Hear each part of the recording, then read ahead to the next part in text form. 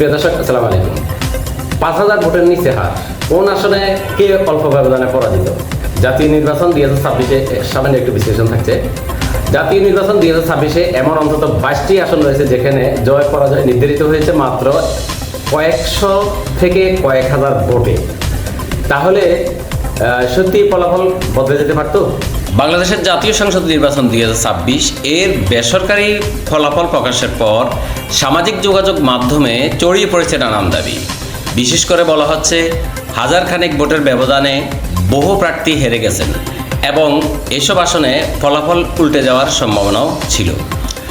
আজকের এই প্রতিবেদনে আমরা বিশ্লেষণ করব কোন কোন আসনে সবচেয়ে কম ভোটের ব্যবধানে জয় পরাজয় হয়েছে, কারা অল্প ব্যবধানে হেরেছেন এবং এইসব আসনে নির্বাচনের সার্বিক ফলাফল কতটা প্রভাব ফেলতে পারত। দর্শক, বিশ্লেষণে দেখা যায় মাত্র 385 ভোটের ব্যবধানে মাদারীপুর 1 আসনে জয় পরাজয় নির্ধারিত হয়েছে। শিবচর বিএনপি প্রার্থীকে হারিয়ে ভোটে জয়ী হয়েছেন 11 দলীয় নির্বাচনী ঐক্যের শরিক দল বাংলাদেশ খেলাফত মজলিসের প্রার্থী রিকশা প্রতীক সাইদ উদ্দিন আহমেদ হানজালা। সেখানে ভোটের ব্যবধান হচ্ছে হানজালা পেয়েছেন 63,511টি ভোট এবং পোস্টাল ব্যালটে তিনি পেয়েছেন 1,398টি ভোট। সব মিলিয়ে তিনি পেয়েছেন 64,909 ভোট।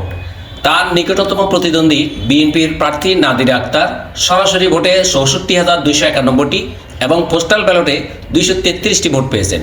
তার সর্বমোট ভোট 64,524টি, অর্থাৎ এখানে ভোটের ব্যবধান মাত্র 385টি, অর্থাৎ পোস্টাল ভোটে এখানে জয় পরাজয় নির্ধারিত হয়েছে। পরবর্তী আসন দেখুন আমরা। এখানে সিরাজগঞ্জ 4 আসনে বেসরকারিভাবে নির্বাচিত হয়েছেন জামাতের রফিকুল ইসলাম খান। তিনি পেয়েছেন 1,61,872 ভোট। আর তার প্রতিদ্বন্দ্বী প্রার্থী বিএনপি মনোনীত প্রার্থী এম আকবর আলী পেয়েছেন 1,61,278 ভোট। অর্থাৎ এখানে আমরা 594 ভোটের ব্যবধান। কক্সবাজার 4 আসনে বিএনপির শাহজাহানের জয়। তিনি পেয়েছেন 1,22,083 ভোট। তার নিকটতম প্রতিদ্বন্দ্বী জামাত ইসলামীর মনোনীত প্রার্থী নূর আহমেদ আনোয়ারি দাঁড়িপাল্লা প্রতীকে পেয়েছেন 1,18,726 ভোট। অর্থাৎ এখানে তার সাথে ব্যবধান হচ্ছে মাত্র 929 ভোট। এরপরে চট্টগ্রাম 14 আসনে আসবো। চট্টগ্রাম 14 আসনে 1,026 ভোটের ব্যবধানে বিজয়ী হয়েছেন বিএনপি মনোনীত প্রার্থী জসিমউদ্দিন আহমেদ। তিনি পেয়েছেন 76,493 ভোট। আর তার নিকটতম প্রতিদ্বন্দ্বী ওমর ফারুক এলডিপি থেকে মনোনীত, তিনি পেয়েছেন 75,467 ভোট।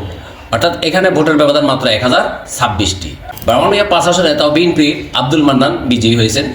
তিনি পেয়েছেন 85,769টি ভোট। তার নিকটতম প্রতিদ্বন্দ্বী স্বতন্ত্র প্রার্থী কাজী নাজমুল হোসেন ফুটবল প্রতীক, তিনি পেয়েছেন 84,708টি। এখানে ভোটের ব্যবধান হচ্ছে মাত্র 1,061 ভোট। এরপর আমরা আসবো রাজশাহী 1 আসনে। অধ্যাপক মুজিবুর রহমান, তিনি পেয়েছেন 1,69,784 ভোট। তার প্রতিদ্বন্দ্বী প্রার্থী মেজর জেনারেল অবসরপ্রাপ্ত শরীফউদ্দিন, তিনি পেয়েছেন 1,69,010 ভোট। অর্থাৎ এখানে 774 ভোটের ব্যবধানে জয়ী হয়েছেন অধ্যাপক মুজিবুর রহমান। ঢাকা 11 আসনে 2,000 ভোটের ব্যবধানে জিতলেন এনসিপির নাহিদ ইসলাম। তিনি পেয়েছেন 93,872। তার প্রতিদ্বন্দ্বী প্রার্থী তিনি পেয়েছেন 91,833 ভোট। নাহিদ কাইমের চেয়ে 2,039 ভোট বেশি পেয়েছেন। ঢাকা 13 আসন। ঢাকা 13 আসনে আল্লামা মামুনুল হককে হারিয়ে ববি হাজ্জাজ পেয়েছেন 88,387 ভোট। আর জামাত ইসলামী সমর্থিত 11 দলীয় ঐক্যজোটের প্রার্থী মামুনুল হক পেয়েছেন 86,067 ভোট। অর্থাৎ এখানে ভোটের ব্যবধান 2,320 ভোট। রংপুর 6 আসনে বেসরকারিভাবে নির্বাচিত হয়েছেন জামাতের প্রার্থী মোহাম্মদ নুরুল আমিন। তিনি পেয়েছেন 1,20,128 ভোট। তার নিকটতম প্রতিদ্বন্দ্বী বিএনপি ধানের শীষ প্রতীক পেয়েছেন সাইফুল ইসলাম, তিনি পেয়েছেন 1,17,703 ভোট। অর্থাৎ এখানে ভোটের ব্যবধান মাত্র 2,425 ভোট। 5 আসনে বেসরকারি নির্বাচিত হয়েছেন বিএনপির আলী আসগর। তিনি পেয়েছেন 1,48,854 ভোট। আর তার প্রতিদ্বন্দ্বী জামাত ইসলামের প্রার্থী মিয়া গোলাম পরোয়ার দাঁড়িপাল্লা প্রতীকে পেয়েছেন 1,46,246 ভোট। অর্থাৎ এখানে ভোটের ব্যবধান হচ্ছে 2,608 ভোট।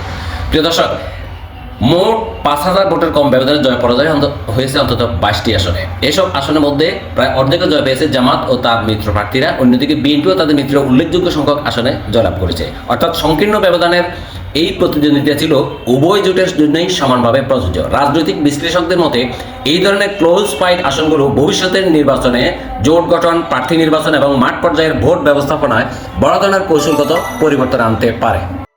সব মিলিয়ে বলা যায় জাতীয় নির্বাচন 2026 এ বহু আসনে জয় পরাজয় ব্যবধান ছিল অত্যন্ত কম, যা প্রমাণ করে এই নির্বাচন ছিল অত্যন্ত প্রতিদ্বন্দ্বিতাপূর্ণ এবং ভোটারদের প্রতি ভোটে ছিল গুরুত্বপূর্ণ। প্রিয় দর্শক, ভিডিওটি যদি ভালো লাগে তাহলে লাইক দিন, শেয়ার করুন এবং নির্বাচন সংক্রান্ত আরও আপডেট পেতে আমাদের চ্যানেলটি সাবস্ক্রাইব করে পাশে থাকুন। আসসালামু আলাইকুম।